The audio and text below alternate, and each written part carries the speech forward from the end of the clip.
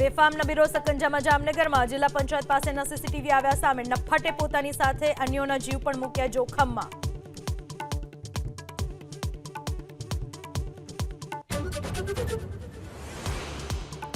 अखिल भारतीय राष्ट्रीय शैक्षिक महासंघे मुख्यमंत्री ने लख्यो पत्र।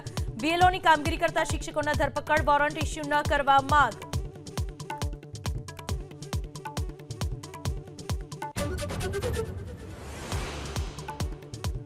बनासकांठाना वडगामना गीडासण गामना शहीद जवाननो पार्थिव देह पहोंच्यो मादरे वतन।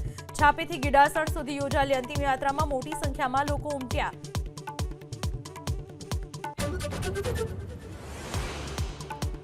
अमदावादना नवा नरोडामां स्वामीनारायण पार्कनी 200 दुकानोने एएमसीनी नोटिस। बीयू परमिशन वगर मकानो दुकानो होવાનો ખુલાસો। મંજૂરી ન મળે તો મિલકત અનઅધિકૃત જાહેર કરાશે।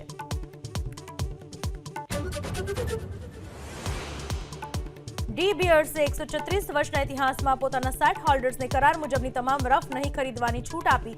100% રિફ્યુઝલની છૂટ હીરા ઉદ્યોગને ફાયદો।